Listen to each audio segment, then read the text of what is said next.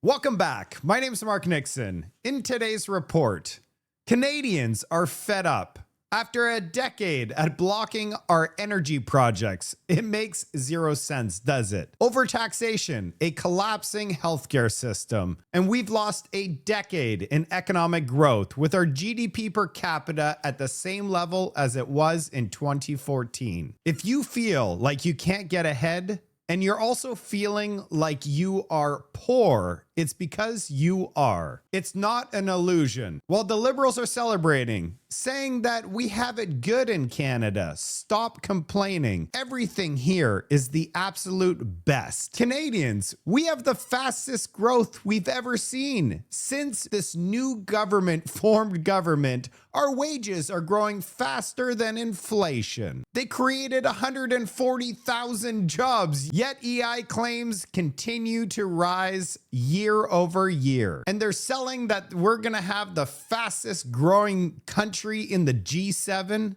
propelled by battery juice and economic fairy dust. Everything around us is collapsing. We're told by mainstream media and the Liberals that we should not trust our eyeballs and just to believe. Things have gotten so bad that the Liberals just 8 months ago said the biggest threat to Canada is China. And today we are now best friends with Beijing, providing them with top secret police intel and allowing 50,000 spy cars into our economy so that we could sell $4 billion worth of canola to them. And the most frustrating part about the entire thing is all of this could have been avoided.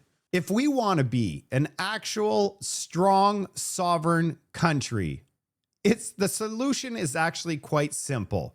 The government needs to get out of the way. Remove all of the red tape and all those regulations. We need to reduce the size of government by half and also cut income taxes by half as well. And we need to immediately apologize to the United States and open up both countries to free trade and military agreements. We could be the richest country on planet Earth with the absolute best healthcare system, high wages, and the best standard of living on the planet.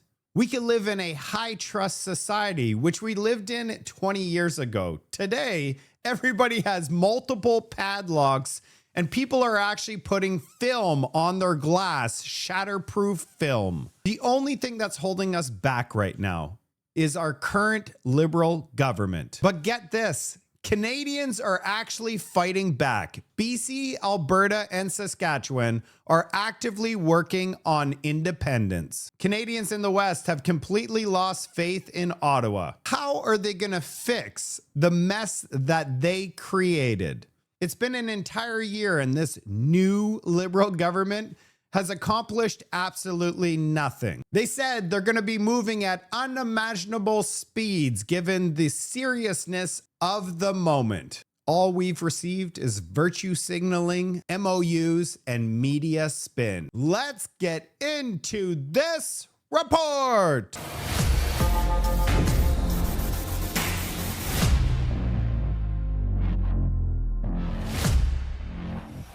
We're going to start off with the Alberta independence movement. Then we're going to take a look at some breaking news. BC Prosperity Project was launched in the last 24 hours, and it is blowing up online. Jeffrey Rath, I'm with StayFreeAlberta.com. And what is this event behind us?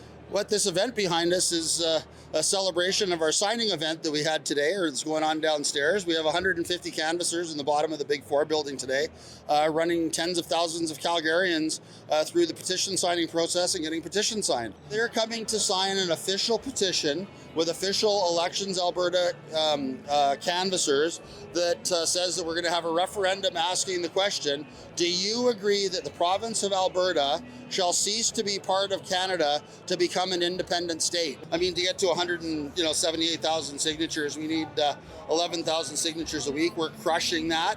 But our goal is to get well over 1 million signatures. Our feeling is if we can get 1.8 million people to sign, which were the number of people who participated in the last provincial election, I don't even think we'll need a referendum, right? I mean, that'll be all the mandate the government of Alberta will need to move directly to a declaration of independence. So, we're working forward as hard as we can to get there.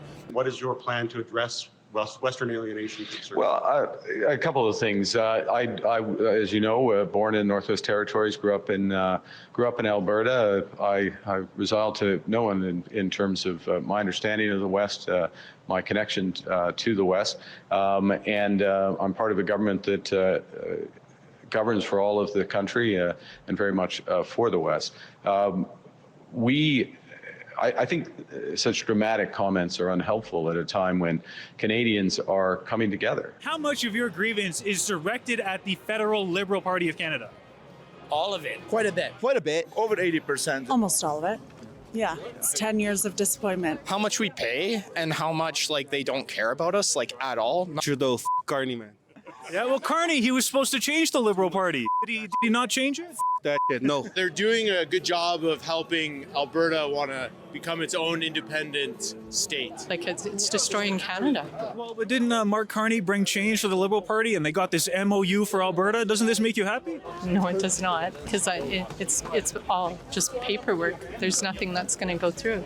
And Carney, with his belief system, he doesn't believe in pipelines. He has no problem making money off pipelines from all over the world from his investments, but he doesn't want Alberta to prosper in any way. I don't think Carney would survive the next confidence vote in the House of Commons.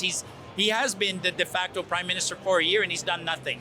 He campaigned on having Trump as a boogeyman, and then he said he was going to get us a better deal. Now he's getting us in bed with the Chinese, which I don't think anybody wants that. In fact, he specifically said during the campaign last year that he considered China to be our biggest threat. Now he's in bed with them. That's insanity. I've seen the inequalities and how poorly Alberta is treated, and it's all because of Ottawa.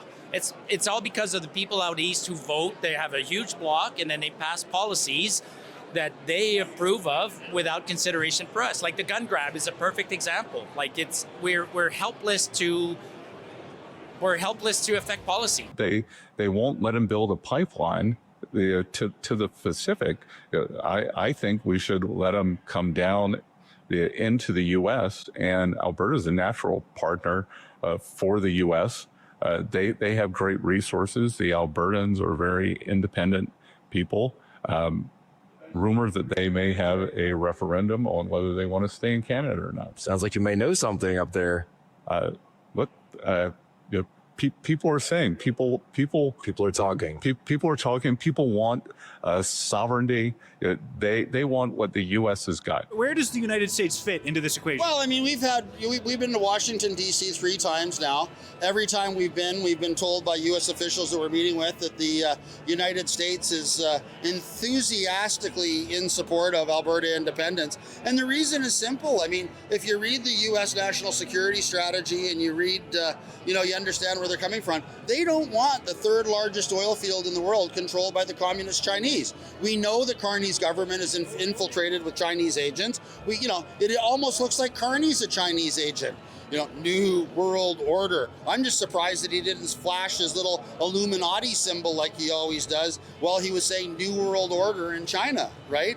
So, that's what we're voting to get away from. We don't want to be China, we don't want to be controlled by the Chinese communists. We have friends, family, business partners in the United States of America. We're very comfortable with our relationship with the United States. We want to improve that relationship. We don't want to be governed by a moron that literally threatens war with the United States when he comes back to visit Canada, after his, after returning to China to get orders from his Chinese communist masters in Beijing, et cetera, et cetera. So, we're moving forward and, we're really, really happy with how it's going. How could you disagree with anything that Jeffrey Rath just said? Now let's take a look at British Columbia. The dominoes are starting to fall. People in BC see Alberta and say, wait a second, we also want to have a BC Prosperity Project.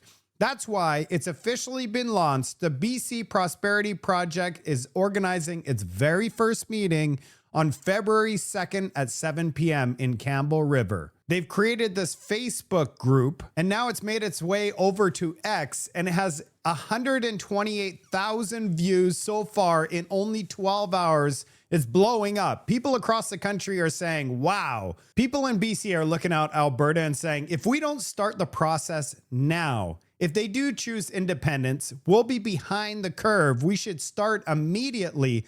So if it does happen, then the likelihood increases because British Columbia would be completely separated from Canada if Alberta decided independence. People in British Columbia would almost have no choice but to join Alberta in independence. And Saskatchewan's already started the process. December 11th, they started meeting people and doing a grassroots movement in order to discuss what are the benefits of independence for their province. This is what happens after a decade of absolutely nothing happening.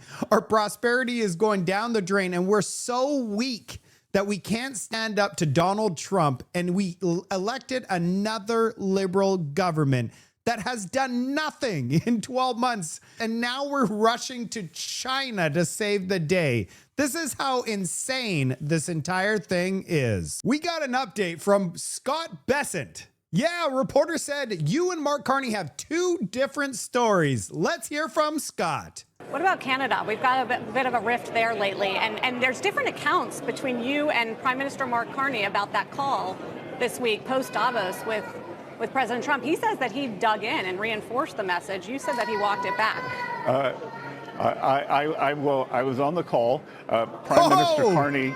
He was on the call. You see? Who's lying now? Everybody online was saying he wasn't even in the room. He just heard from Donald Trump there. We just found out he was sitting there and he was on the call. In my investment career, I've seen what happens when a technocrat tries to pivot and become a politician. It never really works out well. So I would just encourage Prime Minister Carney to do what he thinks is best for the Canadian people, not his own virtue signaling, because we do have a USMCA negotiation coming up, and he rose to power on an anti-American, anti-Trump message, and that's not a great place to be when you're negotiating with an economy that is multiple larger than you are and your biggest trading partner. 10 times larger. I think we will end up in a good place. It may not be a straight line. Are you saying that they will face consequences in these trade negotiations, reopening the USMCA? I am saying that I would not pick a fight going into USMCA to score some cheap political points. Either you are working for your own political career or you're working for the Canadian people. I have to say, I completely agree with him. They should be working for the Canadian people and not trying to win power, the ultimate power. They want to have a majority government, and they do not care if they throw the entire country into a burning dumpster pile. I have a story for everybody, and I hope you're ready for it. I spoke to several Canadians. I live in the Lower Mainland, and there's a lot of Liberal voters here. First, I asked, who did you vote for in the last election? And they told me Liberal. Then I asked them, do you know about Bill C2, Bill C8, and Bill C9? Do you want to know what all of the people that I talked to, and there was 2 people that were boomers, I had 2 people that were middle-aged, my age, and 2 younger people, so 6 in total, and every single one of them said they had no idea what those bills are. And then I explained, Bill C2 is mass surveillance, online surveillance. They could just watch what you're doing online with zero oversight. Or Bill C8, where they could delete you from the internet and you are gone. Or Bill C9, penalties up to 2 years in prison for creating a meme online or saying something that might have offended someone. Luckily, the Bill C9 has been put on pause, and I'm going to show you that one. Then when I explained to them, you know what their response was? They said, there's no way that the Liberal government would ever do that. You know, this is a huge danger. Canada was built on free speech, freedom of thought, freedom of expression. We were not built on permission, and we were not built on state-approved opinions. This is not a left or right situation. This is 1984 George Orwell territory. And you know how it goes. Once those freedoms are gone, they never come back. Just look at 9/11. Before 9/11, you could go on an airplane and there was zero security whatsoever. There was no metal detectors. You would just walk straight to your gate and you would board the plane. Since then, now we have to go through not only metal detectors, but sometimes you need to go through the scanner. They look inside your body. So this is just a reminder for you to talk to Canadians, regardless of their political views, because I believe we could all agree on one thing. Freedom must be protected before it's regulated out of existence. And if Mark Carney had it his way. But freedom is something you earn every day, and that strength is something we need to reinforce. Freedom is something you earn every day by permission from the government. Our Canadian heroes, our fallen soldiers, did not fight so that we could earn our freedom every day. They fought and perished so that it would protect our freedom. Let's not forget. We got some huge news, a massive win for the Conservatives. Without them, this would not have happened. Well, the Liberal government is delaying the push on its hate crime bill to prioritize its bail legislation. The Justice Committee passed a motion this week that pauses the clause-by-clause study of Bill C-9 to focus on getting the bail reform bill passed. Well, that's something the Conservatives have been pushing for since the Liberals and the Bloc agreed to amend the hate crime bill by removing a religious exemption on hate speech. Pierre Poilievre says the amendment is an assault on freedom of expression and religion.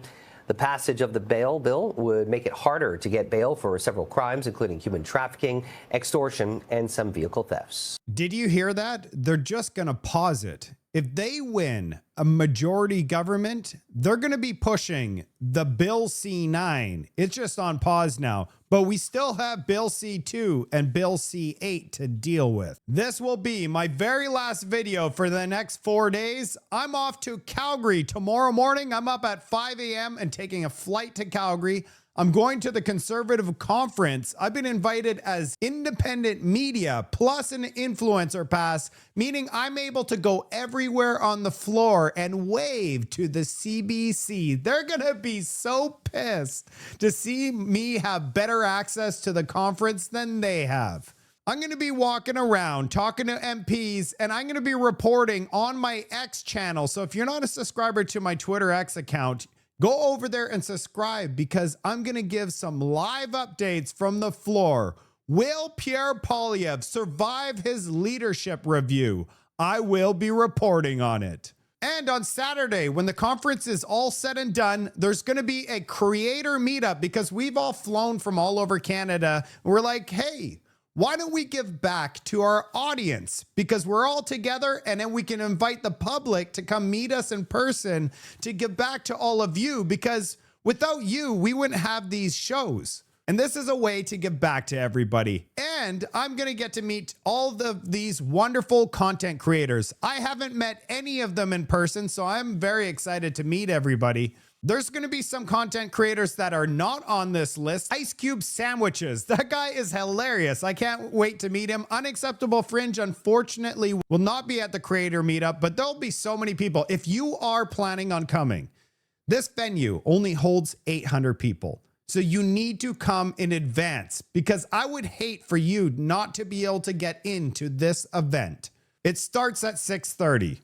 And for the people that are concerned about safety, we have the police that are going to attend, because there's going to be some special guests there, and they're going to be protecting this event, as well as Longhorn Security is providing their services to make sure everybody is safe inside the venue. So we're going to be safe, not to worry. And I want to give a special thank you to John Williams. Without him, he's the one that coordinated the whole thing. He did a fantastic job. He's from the Alberta Public Affairs Corp. Thank you very much, John. And not to worry, for everybody that can't make this special event Pleb Reporter is going to be streaming it live from beginning to end. So if you can't make it, just go over to the Pleb Reporter. He wants to invite the entire country to this party. It's going to be huge. I'm going to share the link to his live stream on my Twitter X account. That's it for today's report. I'm going to be meeting a lot of people. I would love to hear from you in the comment section. Is there something you want me to say to an MP? I'll be reading all the comments. Also, what do you think is going to happen at this conference? And again, I'm going to be covering it live on my X account. So go ahead and subscribe. I'll see you on the next report.